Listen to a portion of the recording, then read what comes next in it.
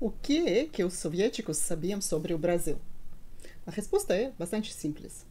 A maioria das pessoas não sabia quase nada, e o pouco que sabiam era feito na maior parte dos estereotipos. Eu, claro, não posso dizer que absolutamente todos pensavam igual ao que eu vou contar aqui agora. Então, o que é que a gente realmente sabia? Para a maioria de nós, o Brasil era um sinônimo de futebol, de café e de um lugar ensolarado, cheio de praias infinitas.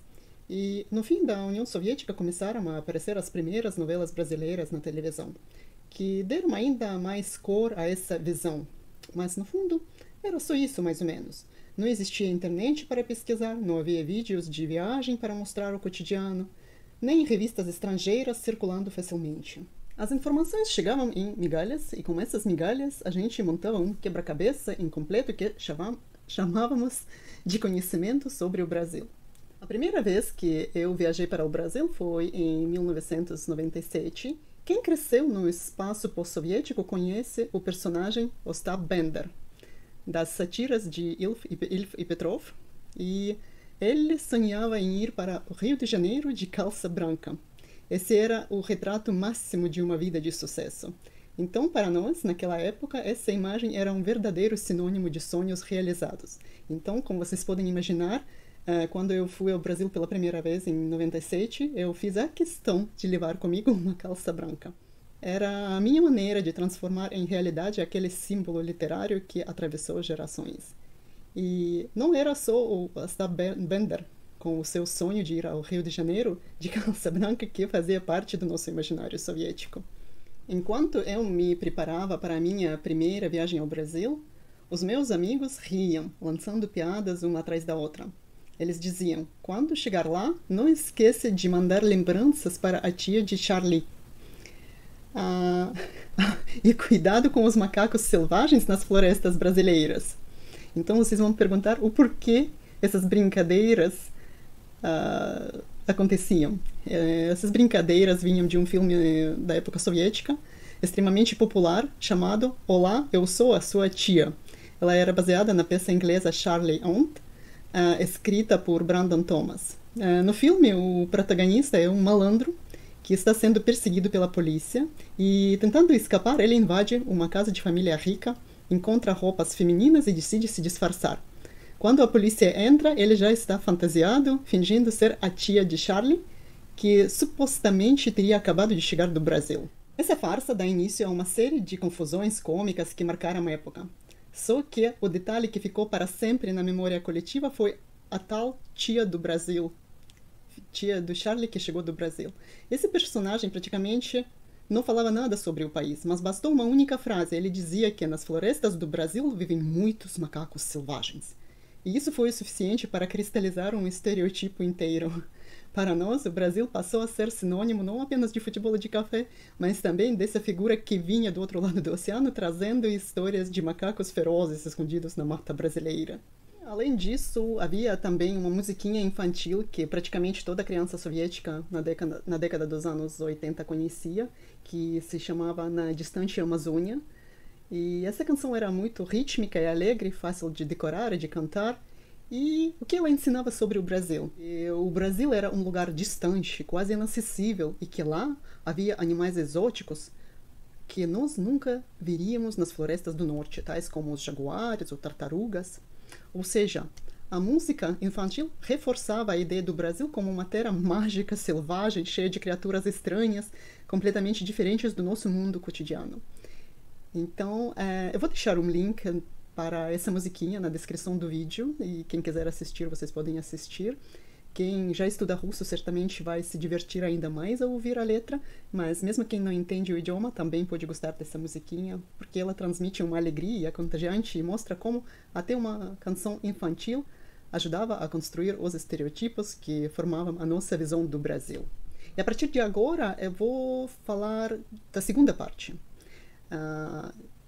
O momento em que, já no final da União Soviética, durante a perestroika, começamos pouco a pouco a abrir as portas para influências externas e receber informações que vinham diretamente do Brasil. Na União Soviética, a publicação de autores estrangeiros era rigidamente controlada. A censura decidia quais obras poderiam ser traduzidas, o que poderia circular. E por isso, para os leitores soviéticos, o acesso à leitura mundial era bastante limitado. Dentro desse panorama fechado, o escritor brasileiro Jorge Amado conseguiu chegar até os leitores soviéticos. Mas o curioso é que, para o grande público soviético, o primeiro contato com capitães da areia, que em russo a gente chama Generалы Песчаных карьеров, não foi pelo livro, e sim pelo cinema. Em 1971, apareceu a adaptação americana da obra de Jorge Amado. Não era um filme brasileiro, mas foi justamente ele que deu a forma a essa história no imaginário soviético.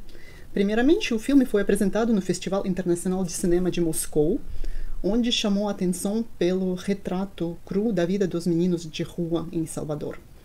E essa impressão inicial não ficou restrita apenas ao festival. O filme passou a circular em mostras de cinema estrangeiro e logo ganhou uma aura de obra especial. O reconhecimento oficial veio alguns anos depois. Em 1974, os leitores do jornal Komsomolskaya Pravda, um dos veículos de maior circulação do país, elegeram Os Capitães da Areia como o melhor filme estrangeiro exibido na União Soviética naquele ano. Isso foi quando o Brasil apareceu nas telas não como paisagem exótica, mas como um espaço humano real, com rostos e dramas profundos. Outro detalhe que ajudou a fixar a obra na memória foi a trilha sonora de Dorival Caymmi. A canção usada no filme era o Suíte do Pescador, como é conhecida no Brasil, como um retrato poético da vida dos jangadeiros, sair do mar, enfrentar os ventos, trazer o peixe e voltar para casa em segurança.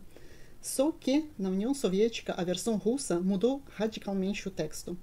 A letra deixou de falar do mar e dos pescadores e passou a narrar o destino de crianças abandonadas, órfãs, e que lutavam pela sobrevivência na rua. Essa alteração fez com que a melodia suave, original, ganhasse um peso totalmente novo. Para os soviéticos, deixou de ser apenas uma canção do mar e se transformou num símbolo de resistência e de luta pela vida.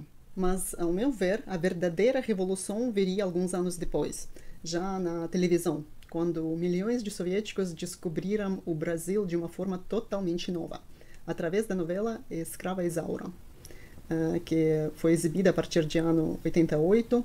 A novela foi a primeira telenovela estrangeira transmitida em larga escala na União Soviética, e isso por si só já era um fenômeno cultural. O formato de novela diária, com dezenas de capítulos acompanhando a vida e o sofrimento de uma única protagonista, era algo inédito. O impacto foi gigantesco.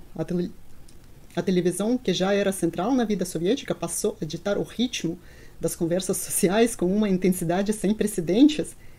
A Escrava Isaura não era apenas entretenimento, era uma experiência coletiva. A novela introduziu ao vocabulário soviético novas imagens e até palavras. Uma das consequências mais inusitadas da novela Escrava Isaura foi que, de repente, a palavra fazenda virou moda na União Soviética. Só que, em vez de significar terras enormes com gado e plantações, ela começou a ser usada de forma totalmente irônica. Os soviéticos olhavam para seus minúsculos lotes de terra, aqueles terrenos de 600 metros quadrados, cheios de batata, repolho, e, em alguns casos, sim, havia uma pequena residência ali, e eles declaravam com orgulho: estou indo passar o final de semana na minha fazenda. Então foi bastante engraçado. Era uma piada coletiva, quase um código secreto.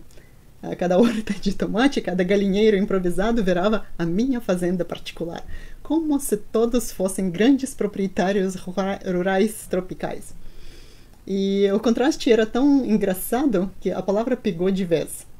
Além disso, surgiu a expressão irônica trabalhar com a escrava Isaura, usada muitas vezes para descrever o esforço exaustivo das mulheres que enfrentavam dupla jornada, o trabalho oficial durante o dia e as responsabilidades domésticas à noite.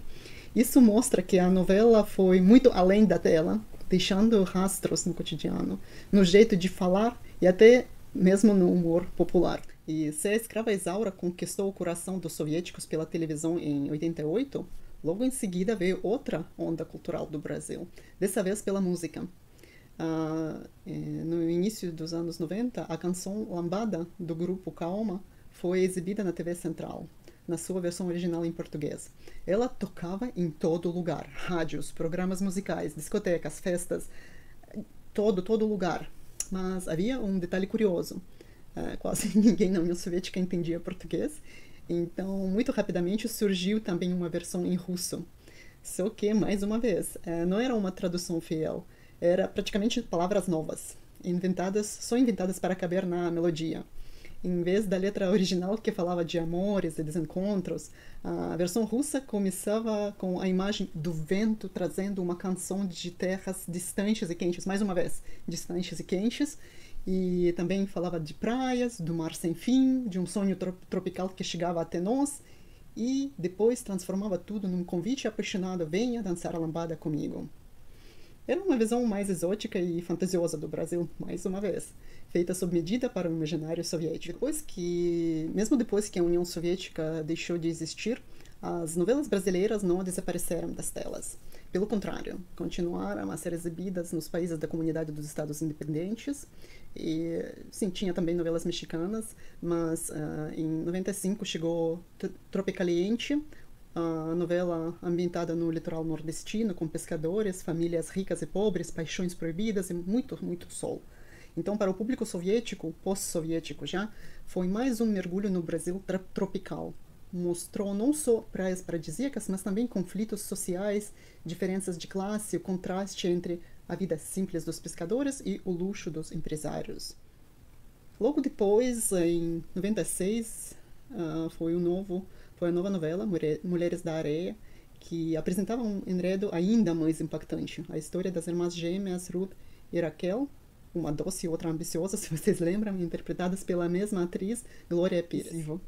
Além disso, a novela trazia um Brasil marcado por rivalidades familiares, vinganças, paixões, misticismo, já que o personagem Tonho da Lua, ingênuo, puro, o escultor de Mulheres de Areia, virou um símbolo de sensibilidade e inocência.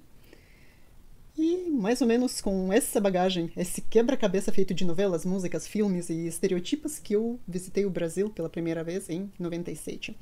Tudo o que eu sabia até então vinha dessas imagens fragmentadas, construídas aos poucos pela televisão e pela cultura popular. Me digam se vocês descobriram alguma coisa nova, alguma curiosidade nesse meu relato, e se vocês gostariam de saber mais sobre as minhas primeiras impressões ao chegar ao Brasil naquela época, e também o porquê, mais tarde, eu decidi mudar de vez para o Brasil. Até mais!